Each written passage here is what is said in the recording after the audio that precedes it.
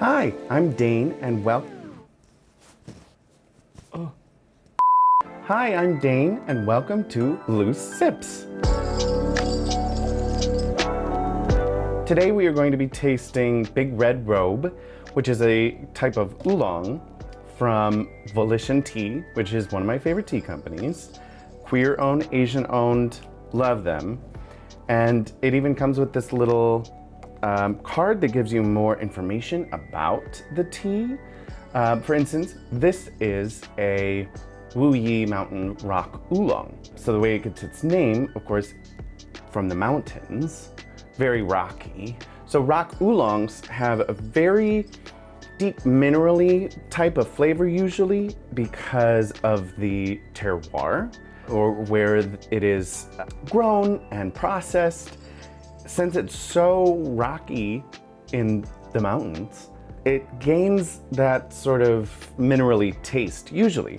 And we'll see if this one has that. But it's also, since it's high in the mountains and since the light might not, the mountains might be blocking the light somehow, it lets the tea plant grow at a slower rate, which means you're developing different flavors. You're developing more sugars because it's having to kind of struggle to get up. That's not what I should say. Not struggling to get up. It's struggling to produce its leaves a little bit, and so it does it more slowly, and so it develops a lot more of the chemicals that we love to taste. So they're very highly prized, and Big Red Robe is probably the most popular of the oolongs. So I'm really excited to try this one. They're giving us tasting notes of milk, apple pear. I think that's one thing, like a apple, like a pear that looks like an apple. I've never had one, so I won't be able to comment on that tasting note. And cardamom. I love cardamom. Cardamom is a spice often used in Indian cooking and Middle Eastern cooking, and is one of many ingredients that can be used in chai. And I love cardamom. It's sort of botanical, let's say. So I've heated my water up to, it's recommending 212 degrees Fahrenheit. So that is boiling. Usually oolongs enjoy like a 185, but I'm going to do what they tell me to do. Also, some oolongs are like rolled into very tiny balls.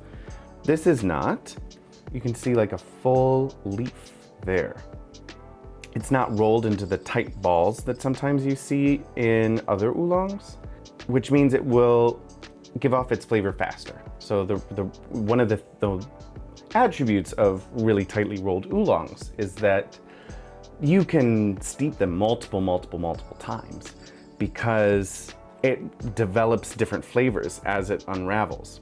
This is gonna unravel a little bit, and it says it's good for 4 steeps. So I'm gonna try that. But look at this leaf. Isn't that cool? That's like a full leaf. I think that's great. And you can see there's like some pieces here and there. Here's a stem. Oh, and I'm flinging some. First thing I'm gonna do is wipe my forehead off. It's hot. Second thing I'm gonna do. Okay, the first thing is heating everything up. So I'm gonna heat up my gaiwan, which is this. A traditional Chinese tea drinking and brewing apparatus, you might say. And it means lid bowl because it's a little bowl with a little lid. I'm gonna let that warm up. And then this is a fairness pitcher, which you pour the tea from the gaiwan to the fairness pitcher so that you can dole out cups of tea evenly. In this case, it's just gonna be me drinking. So I'm gonna be really fair to myself. So then you can pour this hot water into here. This can also clean your stuff if it's a little dusty, but don't have dusty tea stuff.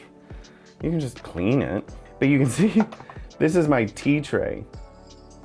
And you can see she's gone through it. I'm gonna pour this on top of here. And then while this is still hot, I'm gonna dump these in so that we can get a better, I just threw them everywhere. you can get a better sense of the dry leaf aroma. And I'm just gonna keep the hot water in this cup and the hot water in here until I have to actually like dump the brewed tea, because this will keep it warm. So let's take a smell of this. Look, here's another whole leaf. There's a lot of whole leaves in here, which is good.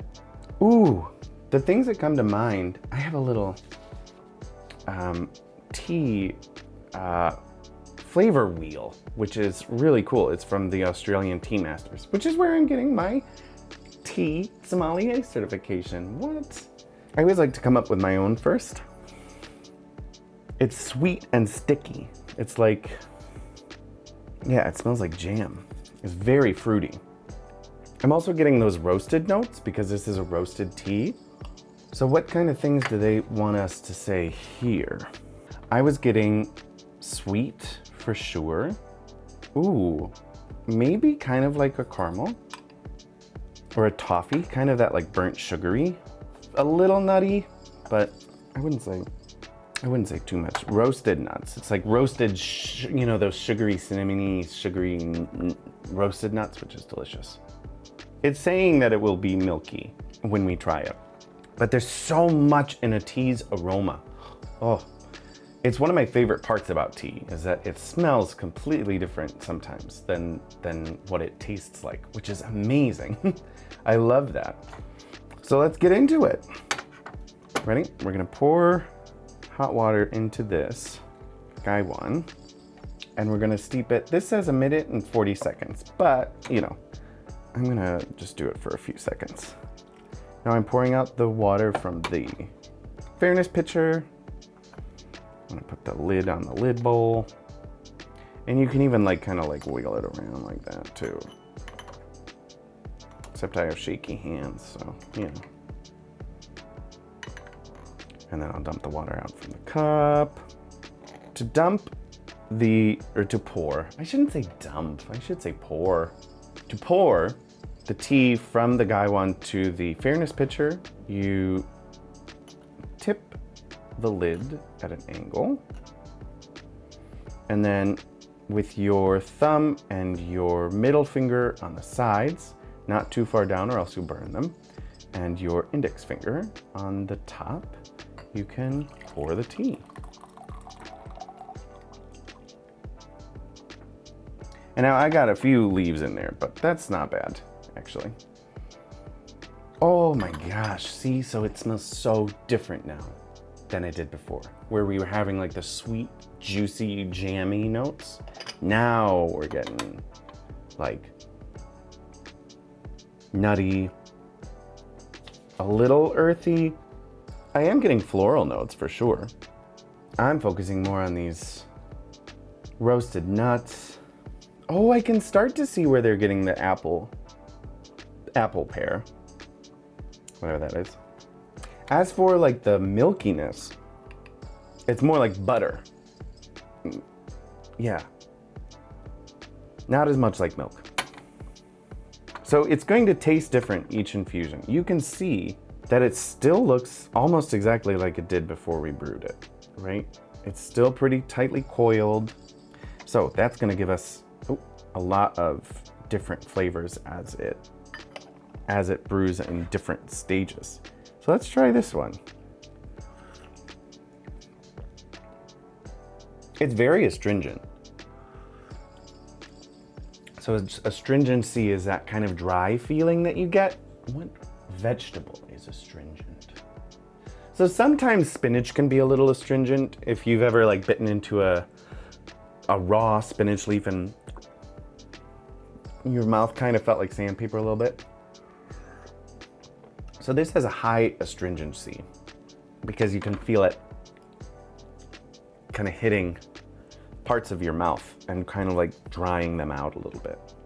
I would say we're getting the buttery notes, but that's probably going to develop as we continue to brew the tea. Right now, we're really getting some of the fresher notes. It's delicious. I mean, it really is. It's a classic oolong. Would I say we're getting any mineral? It's not incredibly metallic. It's not incredibly minerally. Here's my little sensory evaluation sheet. The weight.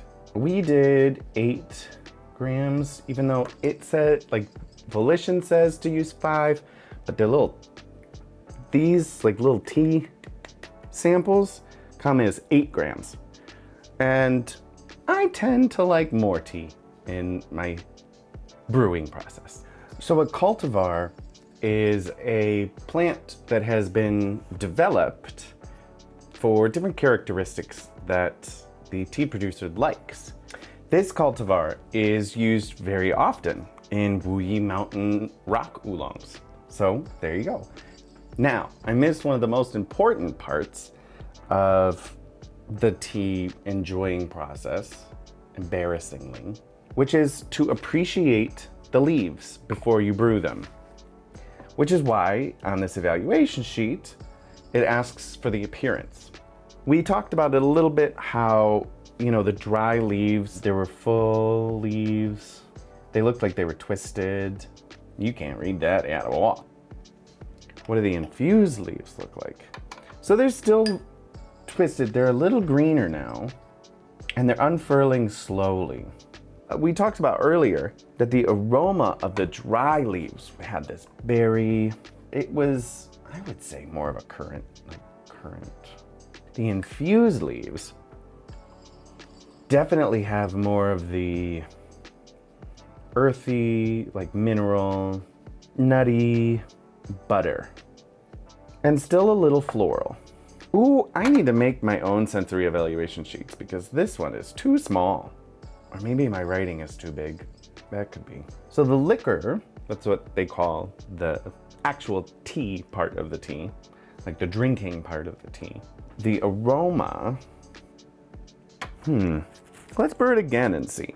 So this is the second brew of 4 that we're gonna be doing. Also, it's like 6 o'clock in the evening, so I am not gonna sleep tonight. This one I'm gonna let steep for a little bit longer. In the meantime, the hot tea liquor was astringent. That's the mouthfeel, so the mouthfeel can be, was it astringent or juicy? Was it thick or thin? All of those sorts of descriptive words in your mouth. We're not gonna try it cool. Even though it does have different flavor, like tea does taste different at every different temperature that you have it at.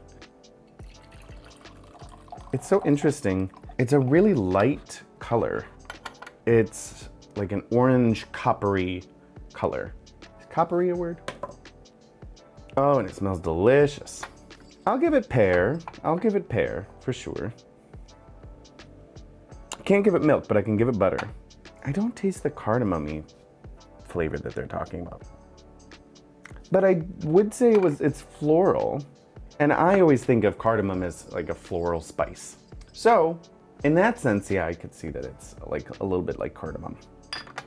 Let's give this one a try.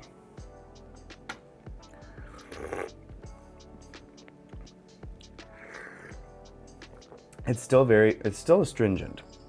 So as the fresher notes start to subside, I've noticed in my tea drinking days that the more you brew a tea, the less like the grassy, fresh notes start to dissipate, and the more the kind of rich, earthy notes start to come forward. And that's definitely happening in this one. It is less astringent, and we're getting less of the mineral now, more of the butter, a little bit of metal. So let's do the third brew. I'm gonna put that on. Filled it a little too full, but that's okay.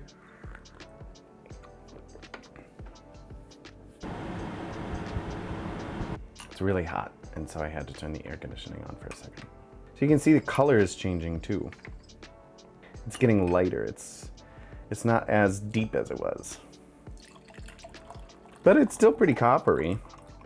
So we're getting less and less of those top kind of fresh notes and more of the creamy, buttery, nutty. Now we're getting, yeah. Now it's buttery. Less astringent now. I found a leaf that I had flung before because I was flinging them. But remember from the beginning, look at how dark they are. They're really heavily roasted. They're almost black. So the oxidization process, that's what makes a black tea black, is that it's really heavily, it's roughed up, and it really oxidizes a lot. Like an apple, when you bite out of it, take a bite out of it and you let it sit and it gets brown, that's the kind of oxidation. Oxidization? Oxidation.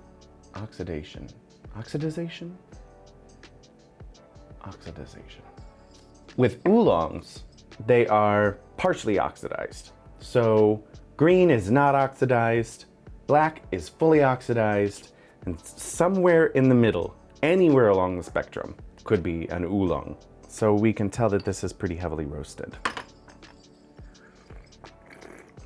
So slurping is also really fun, and it aerates the tea as it gets into your mouth and helps you kind of pick out some more flavors. It can also be annoying to people. I'm getting walnuts, I'm getting butter. This is the last brew. So I would say that the apple pear combo and the cardamom were at the beginning. So when I was talking about jamminess, I could see the apple pear being that jamminess there, like an apple butter, The cardamom, I would have said, is more about floral.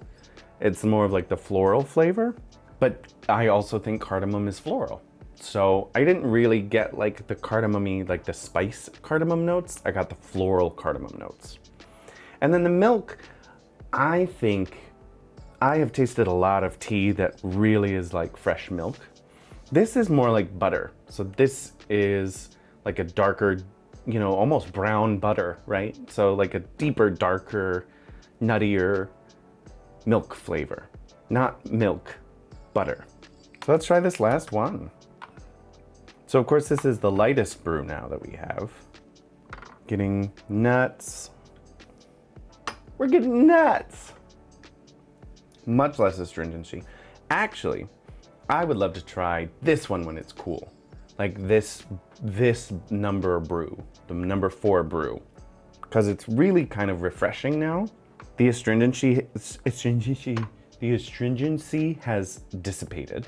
So if you like brewed this, like enjoyed it in the morning, and then threw it into a pitcher and put water in it and let it steep again and make like an iced tea out of it, ooh, I bet that'd be so good. Here you go. And shout out, this was produced by Yang Ji, who has a story on the card.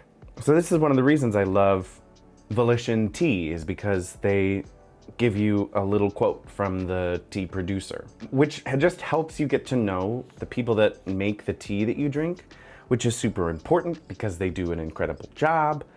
They do really hard work being out in a field picking tea, because there are some countries that use machines to pick the tea, but a lot of tea is still hand-picked. Shout out to them, shout out to the workers, shout out to the farmers, shout out to Yang Ji. I hope I'm saying that right. And shout out to Volition. This is a delicious tea. It's astringent, but I think like an iced tea would be really good with it. It's definitely buttery and nutty, and just a hint of like floralness. Not really very minerally. There were some sips and some brews that had more mineralness to it, but as a whole, it wasn't like licking a rock. I thought it was delicious. Big Red Robe. A very popular Wu Yi rock oolong. Thank you so much for trying this tea with me. I hope that you get to try it too. You can go on Volition's website and find this tea and a bunch of other teas. I'm gonna be trying so many teas. If you saw my unboxing video, you know how many teas that there are to try. And stick with me as we go on this tea journey. I really appreciate you being here. See you in the next one.